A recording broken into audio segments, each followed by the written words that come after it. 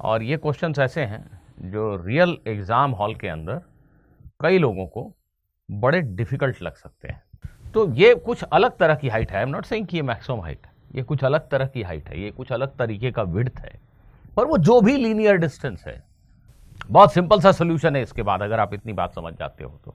मेरा background black था इसलिए मुझे तकलीफ हुई। ये स्पेक्ट्रम एक्चुअली उल्टा बना है अगर आप ध्यान से देखें। हेलो स्टूडेंट्स, आज हम कुछ क्वेश्चंस करेंगे जो विभिन्न टॉपिक से लिए गए हैं। और ये क्वेश्चंस ऐसे हैं जो रियल एग्ज़ाम हॉल के अंदर कई लोगों को बड़े डिफ़िकल्ट लग सकते हैं। और शायद एग्ज़ाम हॉल के बाहर आने पे वो अपना सिर पकड़ के बैठ जाएं कि ये मैंने कैसे छोड़ दिया, ये मैंने कैसे गलत किया। तो ऐसे ही कुछ क्वेश्चंस आज हम करने की कोशिश करते हैं। बच्चों, वीडियो को सिंपली एक मूवी की तरह मत देखिए। एक पेन ले लीजिए, पेपर ले लीजिए, बैठ जाइए तसल्ली से, और जो क्वेश्चंस मैं आपको दे रहा हूँ उनको खुद करने की कोशिश कीजिए। उसके बाद ही आप मेरे सॉल्यूशन को देखिए। हाँ, ये तय है कि questions are not very difficult. ये अपने आप में इस पहले क्वेश्चन के लिए हिंट होने जा रहा है। ये एक वॉल है, this is a vertical wall, जैसा आमतौर पे एक वॉल होता है। मेरे सामने एक दीवार है। इस दीवार से कुछ दूरी पे, यहाँ फर्श पे, यहाँ एक पानी का स्प्रेयर है, एक होज जैसा है मान लीजिए, या एक बॉल है जिसमें बहुत सारे होल्स हैं और हर डायरेक्शन में पानी निकल रहा है, ऐसा मान लीजिए। ऐसा समझ लीजिए कि ये पानी का पाइप है जिससे पानी निकल रहा है एक फिक्स्ड स्पीड से। ठीक है, एक फिक्स्ड स्पीड से पानी निकल रहा है। इस पाइप को मैं डिफरेंट डिफरेंट एंगल पे सेट कर सकता हूँ। ये 0 से 90 डिग्री तक ऐसे जा सकता हूँ। तो जब मैं पाइप को ऐसा रखता हूँ, ऐसा रखता हूँ, ऐसा रखता हूँ, ऐसा रखता हूँ, तो जो पानी यहाँ से चलता है वो इस दीवार को अलग अलग जगहों पे जाके हिट करता है। जब मैं एंगल चेंज करता हूँ तो किसी अलग पॉइंट पे दीवार से पानी की बौछार टकराती है। अब इस पाइप को आप इमेजिन करो कि मैं ऐसे तो रोटेट कर ही सकता हूँ, साथ में ऐसे भी रोटेट कर सकता हूँ। दिया मतलब यहाँ 0 से 90, फिर इस पोजीशन में 0 से 90, फिर इस पोजीशन में 0 से 90, सिमिलरली इस पोजीशन में 0 से 90, इस पोजीशन में 0 से 90। मतलब हर पॉसिबल डायरेक्शन में मैं पानी थ्रो कर रहा हूँ। इसको हम ऐसे भी सोच सकते हैं कि हमारे पास यहाँ पे एक बॉल जैसी चीज़ है। बॉल में बहुत छोटे छोटे छोटे छोटे से पिन होल हैं, बहुत सारे, और सभी होल्स में से सेम स्पीड से पानी बाहर निकल रहा है। तो नेचुरली पानी जो है हर पॉसिबल डायरेक्शन में प्रोजेक्ट किया जा रहा है। तो अलग अलग डायरेक्शन में निकलने वाला वाटर ड्रॉप इस वॉल पे जाके कहीं अलग अलग जगहों पे टकराएगा। कुछ ड्रॉप्स वॉल पे नहीं भी टकराएंगे। तो हमने ये देखा कि ये जो दीवार है उसका ये एरिया, ये जो येलो कलर से शेड किया गया है, ये एरिया जो वॉल की है ये गीली हो गई पानी से, ये एरिया। ठीक है, ये हाइट h है और ये विड्थ लेट अस से w। ये एरिया गीला हो गया। इनफैक्ट ये पॉसिबल है कि आप कैलकुलेट कर सकें h और w की value for a given value of speed at which water particles are coming out of this sprayer. आप कैलकुलेट कर सकते हैं बिल्कुल। पर अभी जो सवाल में पूछा गया है, गौर किया जाए, मैंने बहुत हिंट दे दिया ऑलरेडी एक्चुअली, फिर भी अभी सवाल में पूछा गया है कि इसी एक्सपेरिमेंट को अगर हम दोहराएं विथ चेंज्ड स्पीड, सिर्फ एक चीज बदली, जो पानी के पार्टिकल्स निकल रहे हैं उनकी स्पीड पहले u थी, अब मान लो 2u हो गई।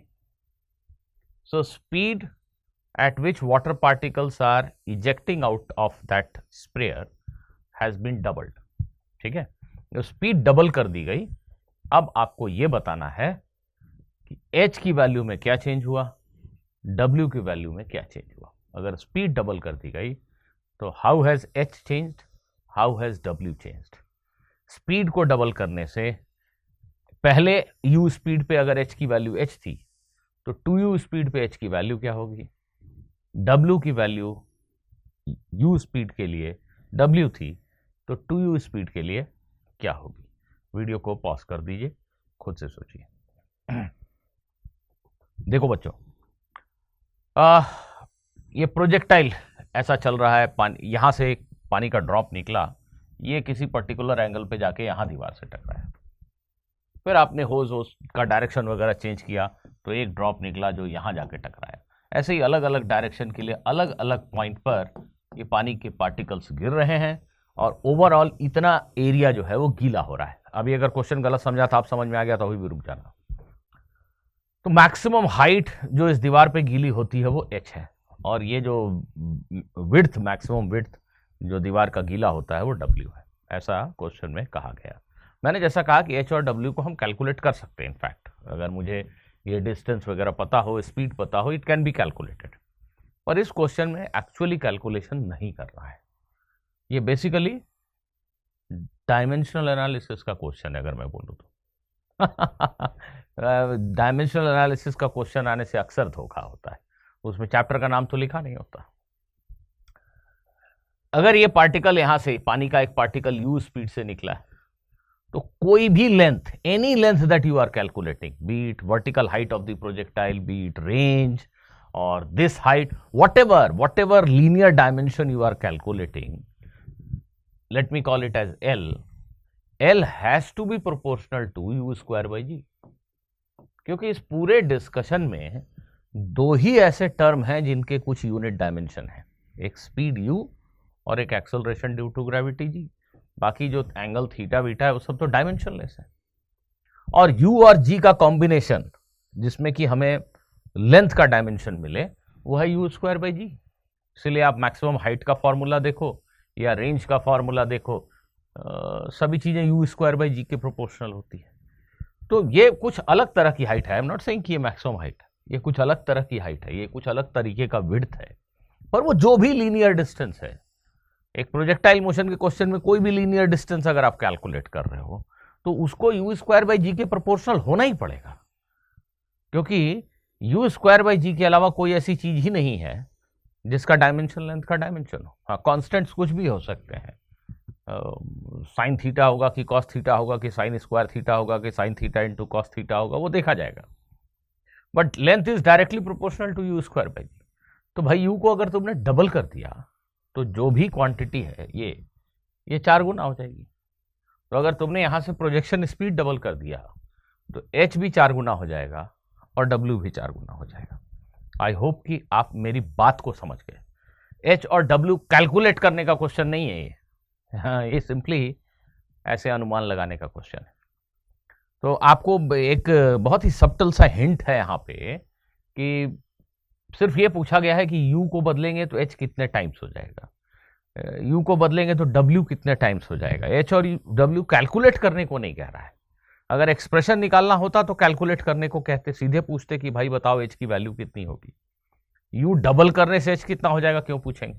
ये पूछ रहे हैं मतलब सिर्फ प्रोपोर्शनैलिटी पूछ रहे हैं कि u के किस पावर के प्रोपोर्शनल है आपका h, इतना ही पूछ रहे हैं, एक तरह से हिंट है। I hope you have understood my point. ऐसे क्वेश्चन आते रहे हैं, कभी भी फिर भी आ सकते हैं, ठीक है, तो केयरफुल रहिएगा। ये दूसरा क्वेश्चन है, देखिए क्वेश्चन कहता है assume that a celestial body is in form of a very long cylinder of dust।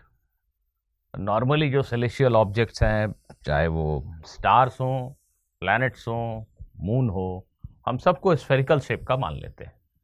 पर यहाँ क्वेश्चन में कहा जा रहा है कि ऐसा मान लो कि एक सेलेशियल ऑब्जेक्ट बहुत लंबे सिलेंडर के शेप का है, मान लो कह रहा है question, and that cylinder is made of dust.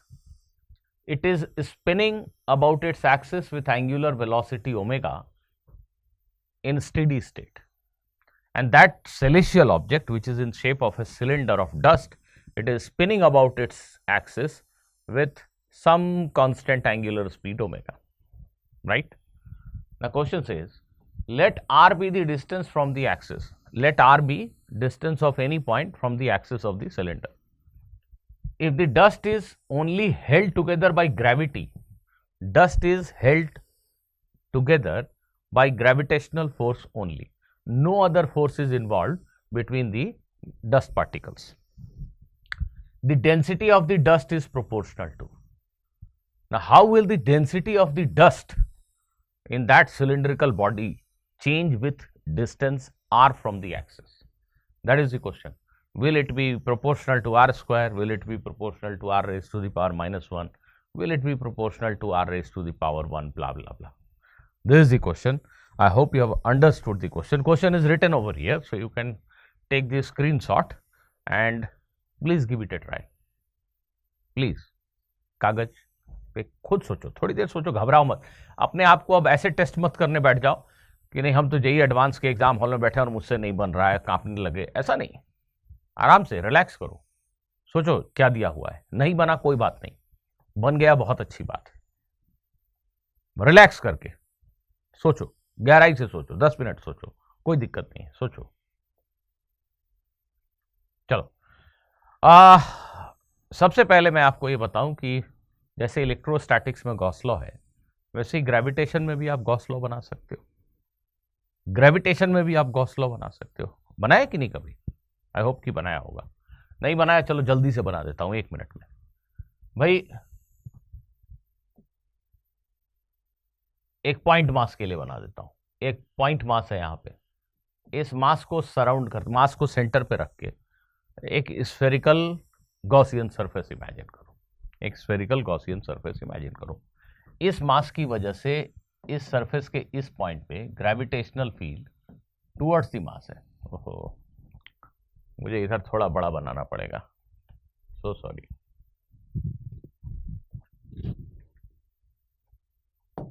एक मिनट,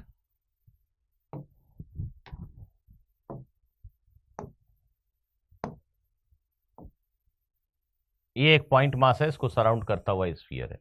इसकी वजह से जो ग्रेविटेशनल फील्ड है वो टुवर्ड्स द मास है हर पॉइंट पे, राइट। ग्रेविटेशनल फील्ड को भी ई लिख लेता हूं, तो gravitational field is nothing but Gm/r², जहां r इस स्फीयर का रेडियस है। हर ऐसी जगह पे ग्रेविटेशनल फील्ड Gm/r² है। अब यहाँ पे अगर एक ds एरिया लिया आपने, बहुत ही छोटा सा एरिया ds लिया अगर आपने, तो ये जो एरिया है, ये एरिया वेक्टर आप जैसे इलेक्ट्रोस्टैटिक्स में करते हो, आउटवर्ड नॉर्मल के अलॉन्ग लेना, यहां भी ले सकते हो, कोई दिक्कत नहीं है। तो एरिया वेक्टर रेडियली आउटवर्ड है और ग्रेविटेशनल फील्ड रेडियली इनवर्ड है, दोनों के बीच का एंगल 180 डिग्री है। तो इस छोटे से पैच पे अगर तुम फ्लक्स लिखोगे, E.ds लिखोगे, तो EDS cos 180 डिग्री आ जाएगा। That means, I am so sorry,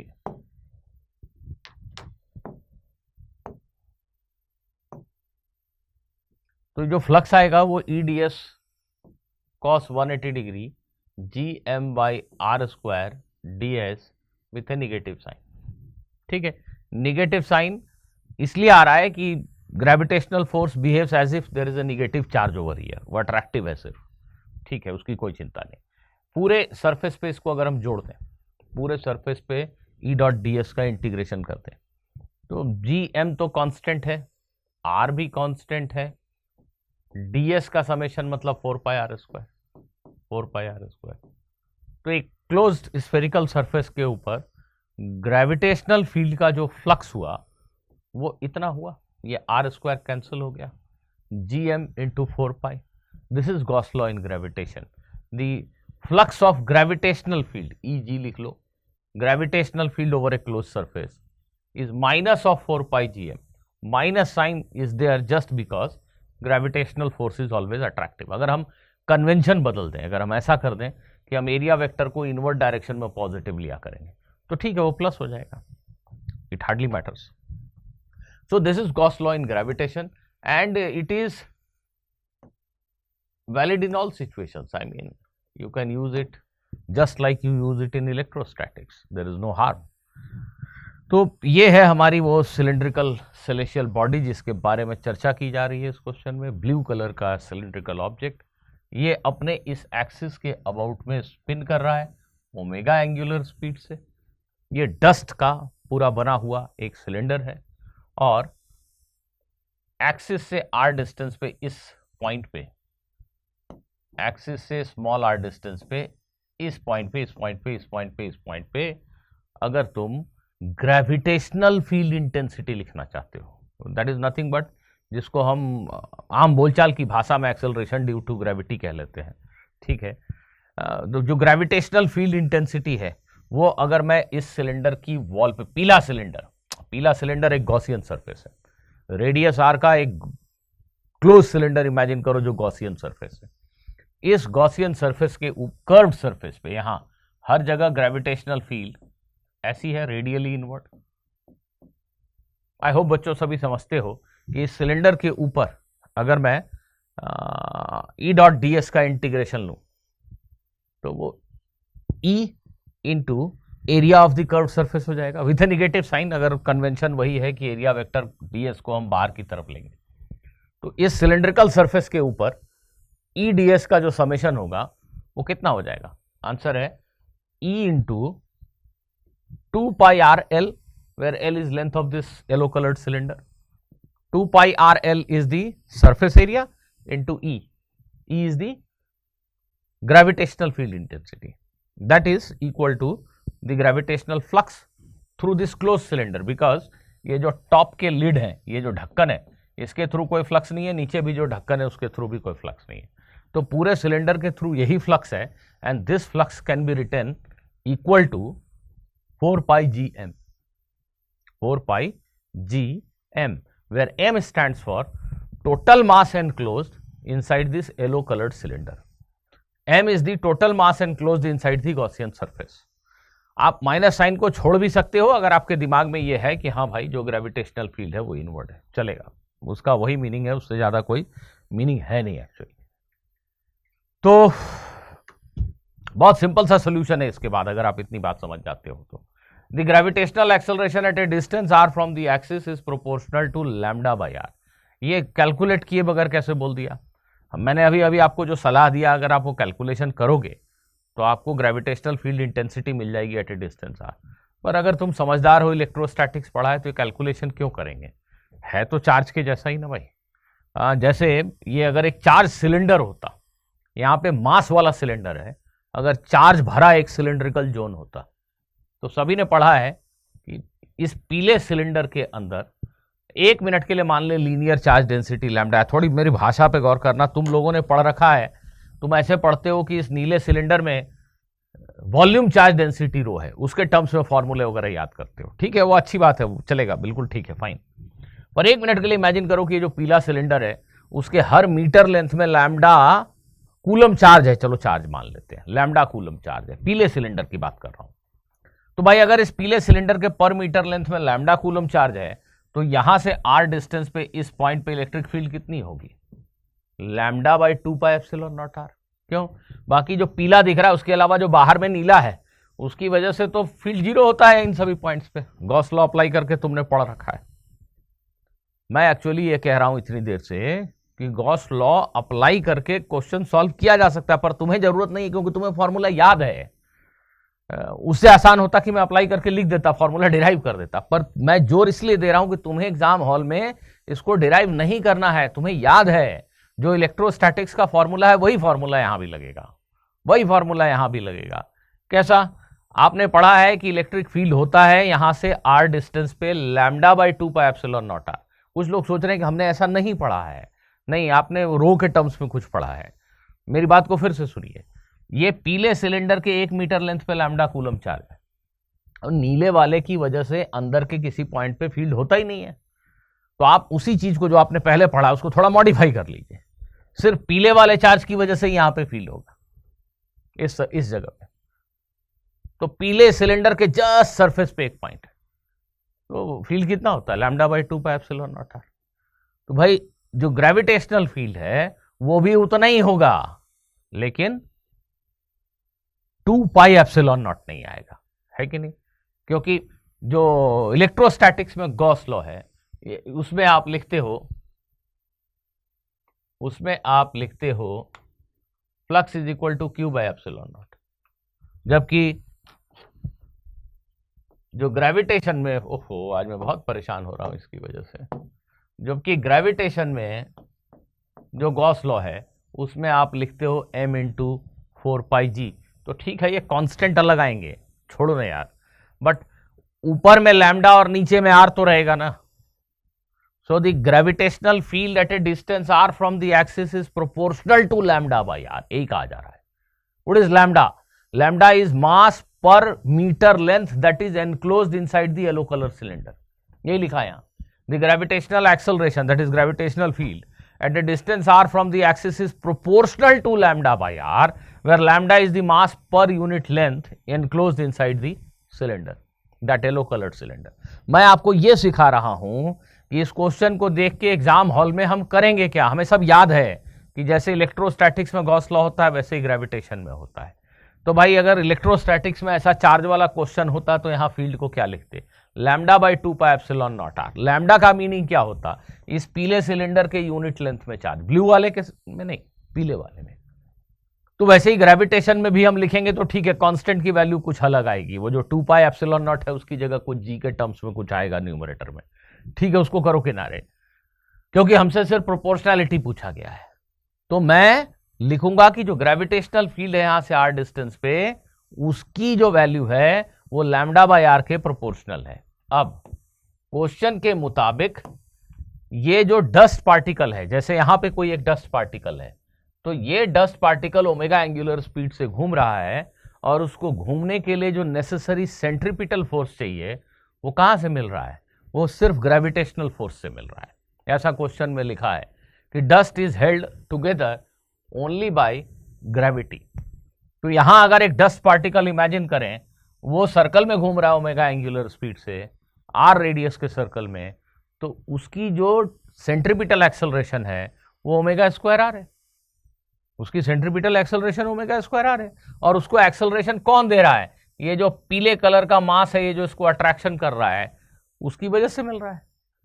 तो जो ग्रेविटेशनल फील्ड है, मतलब एक्सेलरेशन ड्यू टू ग्रेविटी तो है वो.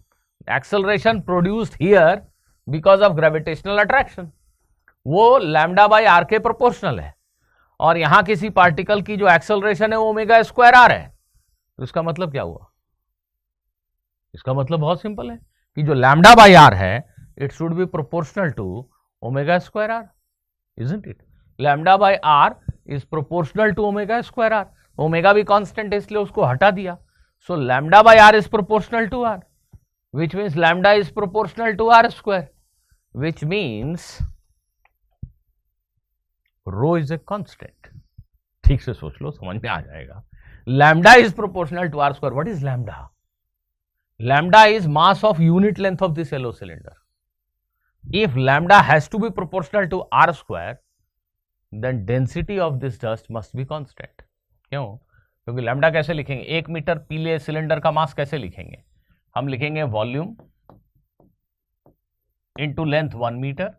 पीला सिलेंडर 1 मीटर लंबा, volume pi r square into length 1 metre, volume into density. 1 metre लंबे पीले सिलेंडर का मास यही हुआ.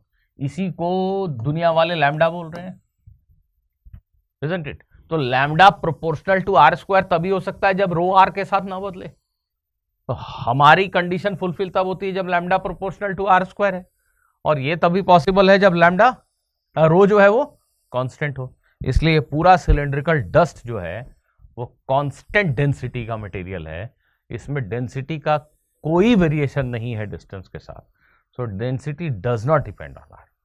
आई होप कि आपको मेरी बात समझ में आ रही है. मैंने गॉस लॉ अप्लाई करके कोई डेरिवेशन वगैरह नहीं किया. मैं आपको सिर्फ ये कह रहा हूं कि जो इलेक्ट्रोस्टैटिक्स का फंडा है उसको डायरेक्टली अप्लाई कर सकते हैं. जो याद है एग्जाम हॉल में उसको डायरेक्टली यूज कर सकते हैं. और इस पिछले क्वेश्चन को भी देखिए और इस क्वेश्चन को भी देखिए, दोनों की बनावट में एक चीज कॉमन है, कुछ प्रोपोर्शनैलिटी पूछी जा रही है. तो मुझे डायमेंशन वाले जो टर्म है सिर्फ उन पे ध्यान देना चाहिए. जो कांस्टेंट्स किसी काम के नहीं है उनको किनारे करते चले, है कि नहीं? सो जो काम की चीजें हैं, मतलब क्वेश्चन को पढ़ के, नॉट डायमेंशन वाला वर्ड मेरा गलत है, जो काम के टर्म्स हैं उन पे हमारा फोकस होना चाहिए. उनको रखते जाएं, बाकी जो कांस्टेंट्स हैं उनको किनारे करते चले जाएं, तो हम जल्दी आंसर तक पहुंच जाएंगे. एक्यूरेट आंसर निकालने को नहीं कहा जा रहा है जब इस भाषा में क्वेश्चन पूछा गया है. Most probably. आइए, ये एक क्वेश्चन है मॉडर्न फिजिक्स से, आसान सा क्वेश्चन है. आप में से बहुत सारे लोग थोड़ा सा सोचेंगे तो बता देंगे. देखिए क्वेश्चन क्या कह रहा है, सुनिए. क्वेश्चन कह रहा है tube contains a sample of hydrogen atom which are all in their third excited state. इस ग्लास ट्यूब में, ट्रांसपेरेंट ट्यूब में हाइड्रोजन गैस भरी है. इसमें हाइड्रोजन एटम है और सारे के सारे एटम थर्ड एक्साइटेड स्टेट में, ठीक है। The atoms de excite and when they de excite they will throw out radiation. इस रेडिएशन को जब हम एक स्पेक्ट्रोमीटर, सरल भाषा में एक प्रिज्म से पास करते हैं और उसको एक फोटोग्राफिक प्लेट के ऊपर लेते हैं तो मुझे यहाँ पे एक स्पेक्ट्रम मिलता है। फोटोग्राफिक प्लेट को डेवलप करने से ऐसा कुछ फोटोग्राफ दिख सकता है। ये जो ऊपर में डायग्राम दिया गया है, this is not to scale, ये जस्ट एक इंडिकेटिव डायग्राम है। हाँ, तो एटम्स जब डी एक्साइट होते हैं तो उसके जो रेडिएशन निकला उसका स्पेक्ट्रम लिया जाता है। विच ऑफ द लाइन्स, ये स्पेक्ट्रम है, विच of the lines shown, which of the lines shown here, these are the lines, line 1, line 2, line 3, line 4, line 5, line 6। Spectrum में 6 लाइन दिखाई दे रही हैं, है ना। तो इन 6 लाइन में से कौन सी line corresponds to transition from second to the first excited state? इन 6 लाइन में से कौन सी लाइन है जो सेकेंड एक्साइटेड स्टेट से फर्स्ट एक्साइटेड स्टेट में इलेक्ट्रॉन के ट्रांजिशन के कारण पैदा हुई है? ये पहला सवाल है। Which line represents the second smallest wavelength in the spectrum? और इन 6 में से कौन सी लाइन सेकेंड स्मॉलेस्ट वेवलेंथ को रिप्रेजेंट कर रही है in the entire spectrum? Students, मैं एक बार फिर से हट जा रहा हूं बोर्ड के आगे से, आप पूरा स्क्रीनशॉट ले लीजिए, रुक जाइए और क्वेश्चन को खुद से अच्छे से सोच लीजिए। आसान क्वेश्चन है, आप कर सकते हैं। सभी समझते हैं, मुझे लगता है ये तो सभी को याद है कि अगर हमारे hydrogen atom third excited state में है, मतलब N4 में है, क्वांटम स्टेट 4 में है, ये ग्राउंड स्टेट है, फर्स्ट एक्साइटेड स्टेट, ये सेकेंड, ये थर्ड एक्साइटेड स्टेट। तो सभी एटम अगर N4 स्टेट में है और सभी एटम को छोड़ दिया जाए कि जिसको जहां जाना है जाओ, तो जितने ट्रांजिशंस होंगे वो उसमें 6 प्रकार के रेडिएशन निकलेंगे, 6 अलग अलग वेवलेंथ के रेडिएशन निकलेंगे।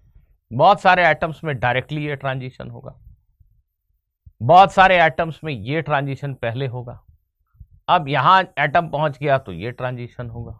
कुछ एटम जिद्दी हैं, वो पहले यहां आने के बाद फिर यहां जाएंगे और फिर यहां से यहां जाएंगे, ऐसा हो सकता है। और कुछ 1 2 3 4 5 कोई एक छूट गया, कौन सा छूट गया भाई? वो ऐसा हो सकता है कि यहां से चलने वाला एटम पहले 2 में आए और फिर 2 से 1 में जाए। तो टोटल 6 डिफरेंट ट्रांजिशंस संभव है यहाँ पे। तो हर ट्रांजिशन में एक कैरेक्टरिस्टिक वेवलेंथ, एक खास वेवलेंथ की लाइट निकलती है और वो खास वेवलेंथ इस प्रिज्म से पास होने के बाद इस स्क्रीन पे एक खास जगह पे जाके टकराता है। तो जहां वो वेवलेंथ टकराता है वहां पे हमें एक चमचमाती हुई लाइन दिखती है। वही लाइन यहाँ पे दिखाने की कोशिश की गई है। एक्चुअली में मेरा बैकग्राउंड ब्लैक था इसलिए मुझे तकलीफ हुई। ये स्पेक्ट्रम एक्चुअली उल्टा बना है, अगर आप ध्यान से देखें। ये जो स्पेक्ट्रम है ये एमिशन स्पेक्ट्रम है, डार्क बैकग्राउंड पे ब्राइट लाइंस होंगी।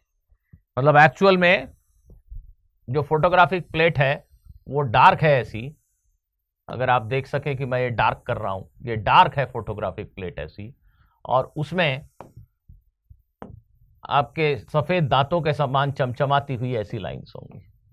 ये एक्चुअली स्पेक्ट्रम ऐसा होगा, पर ठीक है, हमने इसको ऐसा दिखा दिया है। वो जो काली लाइंस है वो स्पेक्ट्रम की चमचमाती हुई लाइंस है। तो इतनी गपशप के दौरान शायद आप में से बहुत सारे लोगों ने इसका आंसर ढूंढ भी लिया होगा। देखो, ये जो ट्रांजिशन है 4 से 1, 4 से 1, या ये जो ट्रांजिशन है 3 से 1, या ये जो ट्रांजिशन है 2 से 1, ये तीनों में जो लाइट निकली वो लाइमन सीरीज की लाइट कहलाती, लाइमन सीरीज के लाइंस कहलाते हैं स्पेक्ट्रम में, आप सभी जानते हैं। इन तीनों लाइंस के वेवलेंथ में कोई जमीन आसमान का अंतर नहीं होता। क्या कह रहा हूं बच्चों? यहां नंबर्स में बात कर लेते हैं। ये -13.6 इलेक्ट्रॉन वोल्ट है, ये -3.4 है, ये -1.51 है, ये शायद -0.85 है। तो इस ट्रांजिशन से जो फोटोन निकला उसकी एनर्जी 12.75 इलेक्ट्रॉन वोल्ट है, और इस ट्रांजिशन से जो फोटोन निकला उसकी एनर्जी ये करीब करीब 12.09 है। तो 12.75 और 12.09 में कोई जमीन आसमान का अंतर नहीं है। ये दोनों फोटोन ऑलमोस्ट सेम एनर्जी के हैं, इनके वेवलेंथ में कोई बहुत बड़ा अंतर नहीं है आपस में। उसी तरीके से यहां से यहां गए तो ये 10.2 इलेक्ट्रॉन वोल्ट एनर्जी का फोटोन निकला। ठीक है, ये भी उनके करीब करीब आसपास ही है, 12.75, 12.09 शायद, और 10.2 इलेक्ट्रॉन वोल्ट। इन फोटोन्स की आपसी एनर्जी बहुत डिफरेंट नहीं है, इसलिए इनके तीनों के वेवलेंथ लगभग समान हैं, इसलिए ये स्क्रीन पर लगभग एक ही जगह आके जमा हो जाते हैं। तो ये जो तीन पास पास की लाइन दिख रही हैं, ये आंख बंद करके लाइमन सीरीज की लाइन है, क्योंकि तीन लाइमन सीरीज की लाइन निकली हैं और पास पास होनी चाहिए वो लाइन, एक दूसरे से बहुत दूर नहीं होनी चाहिए, ये लाइमन सीरीज की लाइन। यहां पे भी देखिए ध्यान से, अगर मुझे ये सब नहीं दिखाया गया होता, एक मिनट के लिए सब किनारे कर देते हैं, तो भी शायद हम समझ जाते कि 4 कौन सी लाइन को रिप्रेजेंट कर रहा है और 6 और 5 किस लाइन को रिप्रेजेंट कर रहे हैं। 5 और 6 के बीच में गैप कम है, मतलब ये दोनों जो फोटोन से इनके एनर्जी में अंतर कम है। तो 4 से 1 का ट्रांजिशन और 3 से 1 के ट्रांजिशन, इन दोनों के बीच में जो डिफरेंस है एनर्जी का, वो बहुत बड़ा नहीं है। तो ये ऐसे फोटोन हैं जिनके वेवलेंथ में भी बहुत बड़ा अंतर नहीं होगा। ये ऐसे फोटोन हैं जो स्क्रीन में भी एक दूसरे से बहुत दूर नहीं होंगे। ये 5 और 6 को रिप्रेजेंट कर रहे हैं। उनके कंपैरिजन में जो 2 से 1 का ट्रांजिशन हुआ है, उस फोटोन की एनर्जी फिर भी डिफरेंट है, 12.75, 12.09 और फिर सीधे 10.2। तो ये थोड़ा बड़ा अंतर हो गया। तो ये जो तीसरा फोटोन है, इसकी वेवलेंथ थोड़ी अलग है उन दोनों से, ये उन दोनों के बीच का जो गैप है उससे बड़े गैप पे होगी। तो ये समझ में आ रहा है कि 10.2 इलेक्ट्रॉन वोल्ट वाला यही फोटोन है। ये किस ट्रांजिशन से पैदा हुआ है, तो आंसर है 2 से 1 पे जंप होने की वजह से। ये किस से पैदा हुआ है, 3 से 1 पे जंप होने की वजह से। ये किस से पैदा हुआ है, 4 से 1 पे जंप होने की वजह से। ये लाइमन सीरीज की 3 लाइन है। ऐसे ही अब लाइमन के बाद जब बामर पे जाएंगे तो उनके फोटोन की एनर्जी काफी डिफरेंट है as compare to Lyman series के फोटोन। तो उनके बीच में एक भारी भरकम गैप है, अच्छा बड़ा गैप है। और ये दो लाइंस जो है वो बामर सीरीज की लाइन है, 3 से 2 और 4 से 2 ट्रांजिशन को करस्पॉन्ड कर रही है। और ये पास्चन सीरीज की लाइन है, यहाँ पे एक ही लाइन है पास्चन सीरीज की, 4 से 3 ट्रांजिशन से पैदा हुई है। तो इस क्वेश्चन में पूछा गया which of the line shown correspond to transition from second to first excited state. गलती मत कीजिएगा, एक्साइटेड आप होके गलती कर देंगे। सेकंड एक्साइटेड स्टेट मतलब N3, फर्स्ट एक्साइटेड स्टेट मतलब N2। तो 3 से 2 का ये जो ट्रांजिशन है बामर सीरीज वाला, ये वाला लाइन, ये कौन सी लाइन है, 2 है कि 3 है? अब मैं आपको क्वेश्चन के साथ छोड़े जाता हूं, आप खुद सोच के बताइए कि 2 सही आंसर है इसका या 3 सही आंसर है। 2 और 3 में से कौन सा इस ट्रांजिशन को रिप्रेजेंट कर रहा है? उसी प्रकार दूसरे क्वेश्चन का दूसरा हिस्सा बोल रहा है कि दूसरा सबसे छोटा वेवलेंथ, सबसे छोटा वेवलेंथ मतलब सबसे ज्यादा एनर्जी का फोटोन। सबसे छोटा वेवलेंथ मतलब सबसे ज्यादा एनर्जी का फोटोन, ये सबसे ज्यादा एनर्जी का फोटोन है।